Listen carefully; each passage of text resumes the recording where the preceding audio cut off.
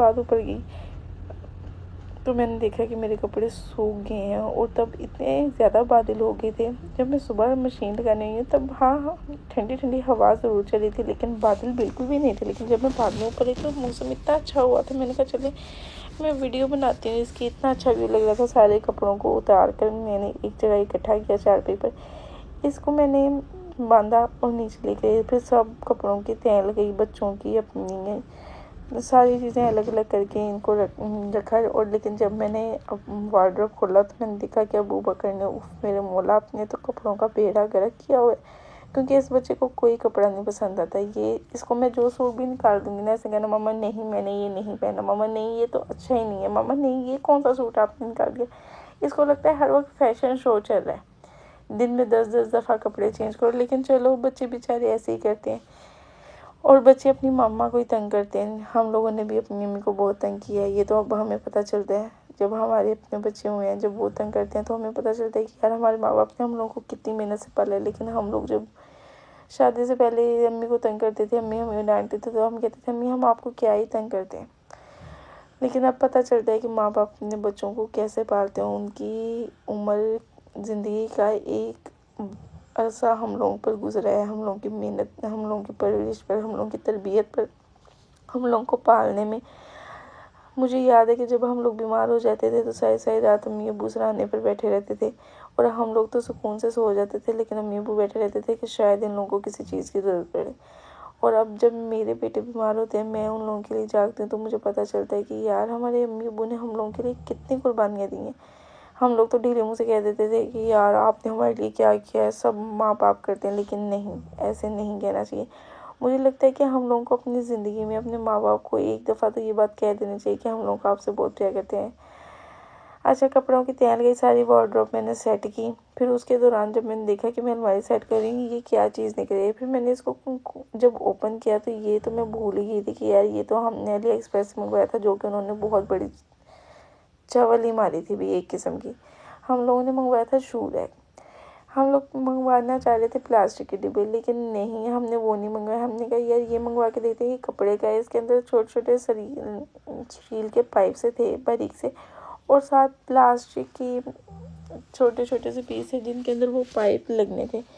लेकिन मुझे याद है कि ये तो मैंने पहले भी देखा था, लेकिन इसके पार्ट्स पूरे नहीं थे, जिसकी वजह से मैंने इसको दोबारा रख दिया। मैं कहा यार दफ़ा मारो, जितनी चीज़ है उतनी तो बना के रखें।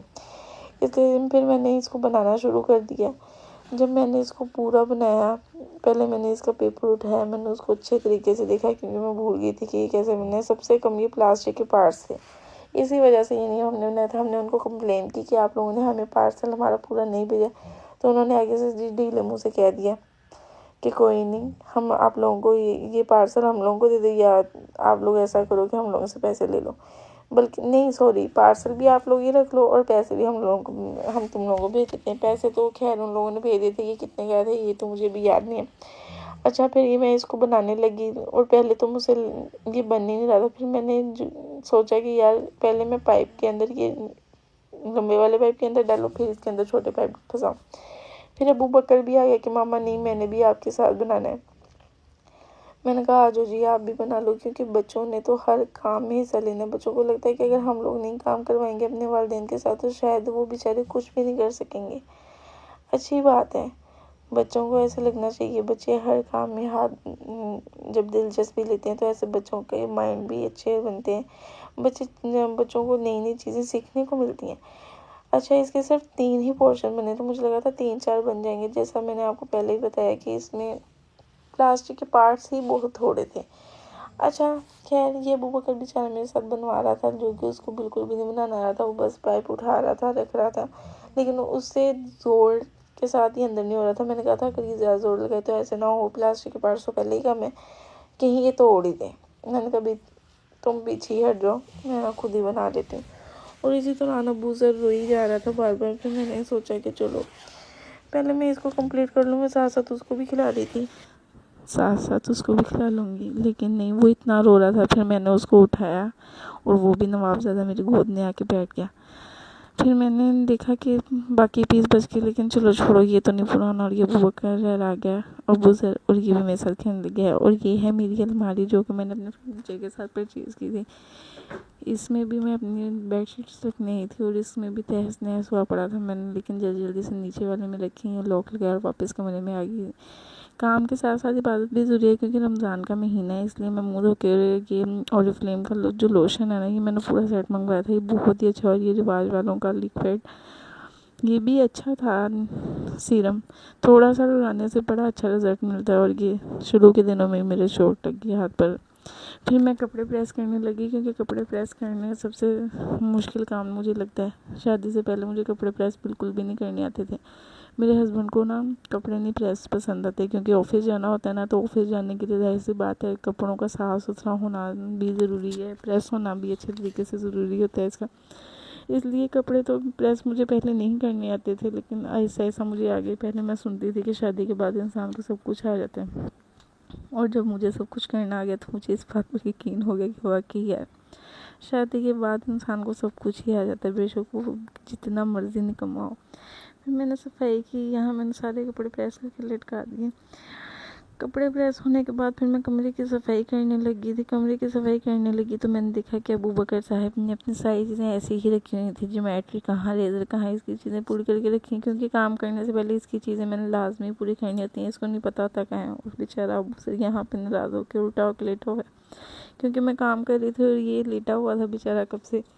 फिर मैंने, और ये देखें हमारे टीवी में हमेशा तुराब और सत्यान ही चलते हैं। फिर उसके बाद मैं बेड की तरफ आई। मैंने कहा सबसे पहले बेड से ही सफाई करनी शुरू करती हूँ। फिर मैंने कंबलों की तय लगाई। ये बुज़ुर्ग को मैंने झूले में झुला दिया था, सारे कंबल मैंने तय लगाए। हमारे बेड का तो बहुत ही बुरा हाल होता है क्योंकि बच्चे ऐसे फैल के सोते हैं ना बेड पर। ये बेड भी हमारे लिए तंग है, जिसमें हमारी फैमिली अभी बहुत छोटी है। कंबल तय लगाए, फिर अबू ज़र के कंबल पर ये छोटा सा कंबल फिर ये भी तय लगाया। फिर मैं चादर जब देखी, मैंने बेड के ऊपर से पहले सारी चीज़ें उठाई, जिसमें अबू बकर की बुक्स थी, उसका रजिस्टर, क्लिप बोर्ड, सरहाने, फीडर, चादर उठाई। अच्छा, चादर तो ख़राब होती होती है कि बेड के नीचे वाला कवर भी उधर कोने में से निकलता है। इतना भारी एक तो गद्दा है, कवर सेट करना इतना मुश्किल काम है ना, पता नहीं कौन सी रेस्टिंग होती है रात को बेड पर जो ख़राब हो जाती है सारी चादर। और इसी दौरान मैंने नोट किया कि बाहर हवा चल रही है बहुत ज़्यादा। जब मैंने पर्दा पीछे करके देखा तो वाकई बाहर इतनी ठंडी है और अच्छी हवा चल रही थी ना, और संडे का दिन था, सब लोगों ने कपड़े धो धो के ढेर लगाया हुआ था छत पर, और हवा इतनी तेज़ चल रही थी ना, मुझे फील हुआ था एकदम से कि जैसे बाहर का मौसम बड़ा अच्छा हुआ है। उसके बाद फिर मैंने देखा कि कुछ कपड़े ऐसे थे जो रह गए थे गंदे होने वाले। फिर मैंने सारे कपड़े दोबारा इकट्ठे किए और इनको रखा। ये मैंने अपना सारा कमरा साफ़ कर लिया है। ये मेरा बेड है। ये फर्नीचर मैंने अभी न्यू परचेज़ किया, ज़्यादा देर नहीं हुई इसे। ये मुझे बेड बहुत अच्छा लगा है अपना, बल्कि मेरा सारा फर्नीचर ही बहुत अच्छा है। उसके बाद टेबल की सफाई की और फिर मैं कारपेट की झाड़ू निकालने लगी। जिन लोगों के घर में कारपेट होगा उन्हें तो ये बात बहुत अच्छे तरीके से पता होगी कि कारपेट की सफाई करना बहुत मुश्किल काम है। एक एक जगह पर 3-3 4-4 दफ़ा झाड़ू मारना पड़ता है, फिर भी कारपेट पर कचरा रह जाता है। ये देखिए जैसे मैं मारी हूँ, लेकिन जो चीज़ चिपकी हुई है धागे वगैरह वो चिपके ही रहते हैं, क्योंकि कारपेट के अंदर चीज़ें जाके फंस जाती है। वैक्यूम क्लीनर से ही अच्छे तरीके से साफ होता है, लेकिन वैक्यूम क्लीनर से सफाई करने का भी टाइम नहीं था क्योंकि मेरा बेबी सोया हुआ था। फिर अबू बकर का यूनिफॉर्म मैंने हाथ से धोया क्योंकि मशीन मैंने पहले लगाई थी, अबू बकर बाद में आया था स्कूल से, उस बेचारे का यूनिफॉर्म धोने वाला रहता था, तो फिर मैंने धो दिया। तो ये थे मेरे रूटीन वाइज व्लॉग जो कि मैं घर में रोज़ काम करती हूँ। तो मिलेंगे इंशाल्लाह नेक्स्ट वीडियो में, तब तक के लिए इजाज़त दीजिए। अल्लाह हाफिज़।